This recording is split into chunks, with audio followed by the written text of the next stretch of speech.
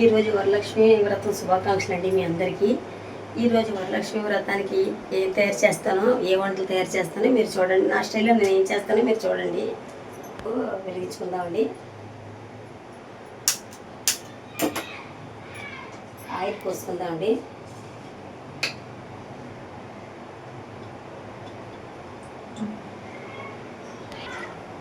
తయారు చేస్తున్నానండి. నా స్టైల్లో నేను పులిహోర ఎలా చేస్తానో మీరు చూడండి. మీ అందరికి తెలిసిందే అయినా నేను ఎలా చేస్తానో చూడండి అండి. పులిహోర గురించి తాలింపు గింజలు, పచ్చిమిర్చి, అల్లం అండి, ఎండుమిర్చి అండి, కరివేపాకు, వేరుశనగ పప్పు అండి, పసుపు, ఉప్పు, ఆవాలు, ధనియాలు ఇవన్నీ పౌడర్ చేసుకునేదండి. ఇది మిరియాలు అన్నీ వేసి, తర్వాత చింతపండు పేస్ట్ అండి. ఇప్పుడు నేను చూద్దాం.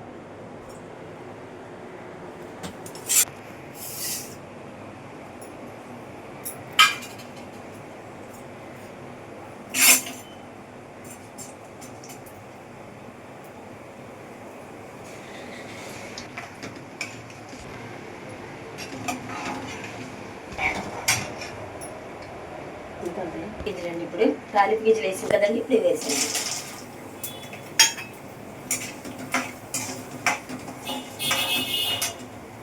తర్వాత ఎండుమిర్చి వేస్తానండి.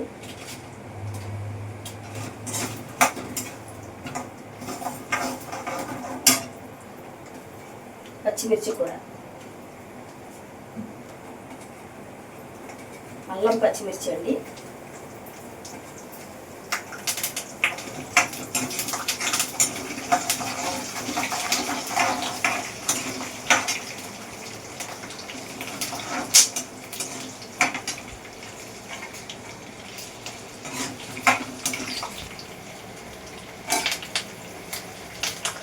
చింతపండు పులుసు వేసిన తర్వాత ఈ పచ్చిమిర్చి, కరివేపాకు ఆ తర్వాత మనం వేసుకోవచ్చండి. ఇంకా చాలా రుచిగా ఉంటుంది అలా వేస్తే.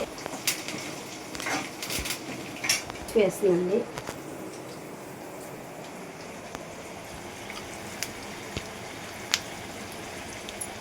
ఉప్పు, మనం ఏదైతే పులిహోర పౌడర్ తయారు చేసుకున్నామో ఆవాలు, మిరియాలు, ధనియాలు ఇవి వేయించి పొడి చేసుకునేదండి పులిహోర పౌడర్ అండి ఇది.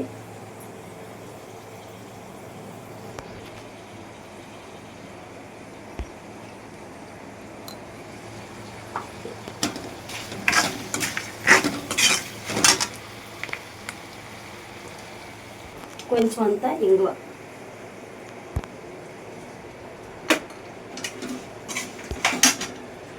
చింతపండు పేస్ట్ అండి. నేను ముందుగానే తీసి ఉంచుకున్న చింతపండు పేస్ట్.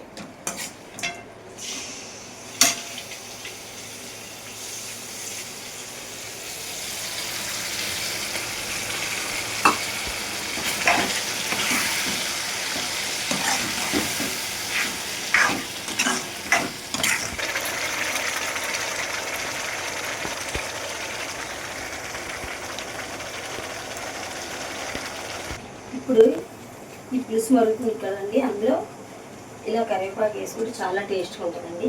పచ్చిమిర్చి అన్నీ మొత్తం ఇందులో వేసుకుంటే బాగుంటుంది. మనం తాలింపులో వేసాం కదండి, ఇప్పుడు పులుసులో కూడా వేసుకోవాలి.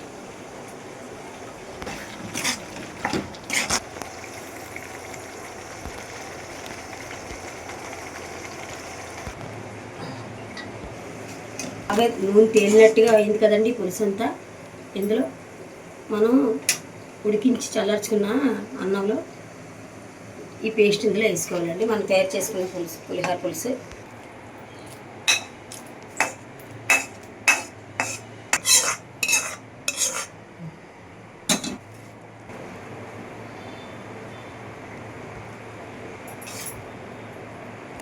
స్పూన్తో కన్నా మనం చేయి పెట్టి కలిపితే బాగా కలుస్తుందండి పులిహోర. స్పూన్తో కలపలేమండి, అందుకని చేయి పెట్టేసానండి. నేను చేయి పెట్టి కలుపుతున్నానండి చేతితో. స్పూన్తో కన్నా నేను చేయి పెట్టి కలిపానండి. చేయి పెట్టి కలిపితేనే మొత్తం అంతా బాగా కలుస్తుందండి, రుచి కూడా వస్తుంది. మనం స్పూన్తో కలపలేమండి, అందుకని చేయి పెట్టవలసి వచ్చింది. చేయి పెట్టి కలిపానండి. చూసారా ఎంత మొత్తానికి బాగా కలిసిందండి.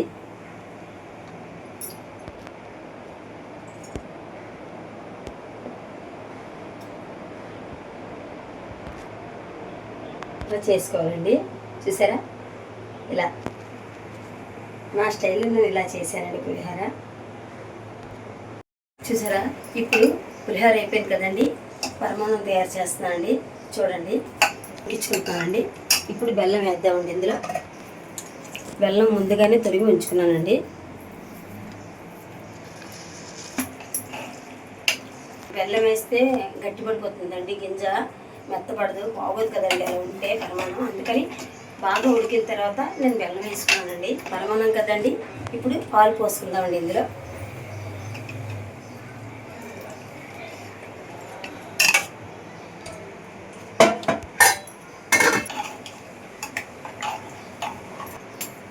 ఇప్పుడు పరమాన్నంలోకి డ్రై ఫ్రూట్స్ అండి నేతిలో వేయించి వేసుకుందాం. కొబ్బరి, కాజు, బాదం, కిస్మిస్ అండి. నెయ్యి పోసుకొని మనం డ్రై ఫ్రూట్స్ అన్నీ బాగా వేయించుకొని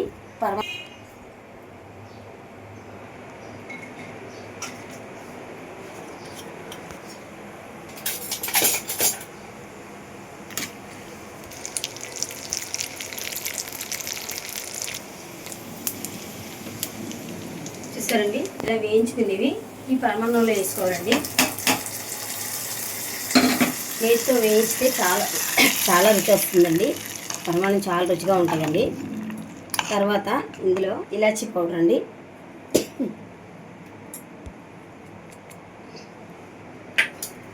రుచిగా ఉంటుందండి, బాగా వస్తుందండి ఇలా.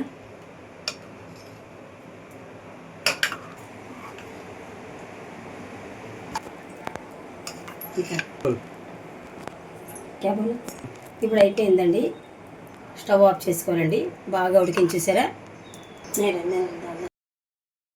తర్వాత మనం పులిహోర అయిపోయింది కదండి, పరమాన్నం అయిపోయింది. ఇప్పుడు బూరెలు చేద్దామండి. మనం బూరెలకి ఈ మిశ్రమం అంతా నేను తయారు చేసుకున్నానండి.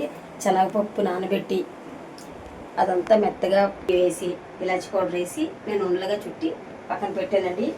తర్వాత చిన్న గ్లాసు బియ్యం, చిన్న గ్లాసు మినపప్పు నానబెట్టి రుబ్బి ఉప్పు కలిపి నేను బ్యాటర్ తయారు చేసుకున్నానండి. పిండి ఇందులో ముంచి వేద్దాం. మీరు చేస్తారులేండి, మీకు తెలుసు. మళ్ళీ నేను చెప్తున్నాను అనమాట, నేను ఎలా చేస్తానో మీరు చూస్తారని.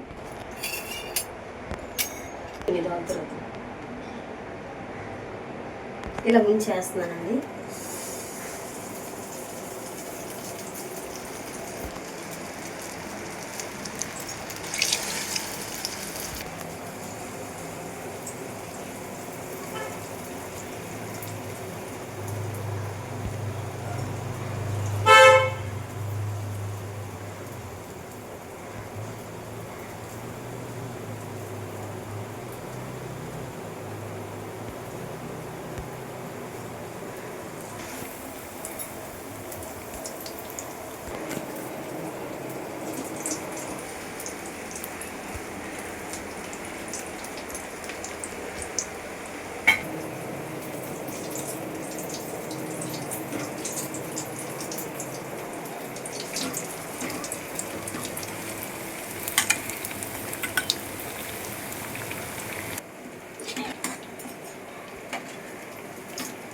చూసారా,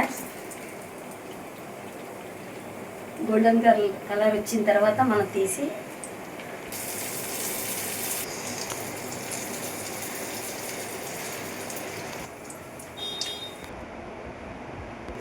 చూసారా, బూరెలు రెడీ అండి.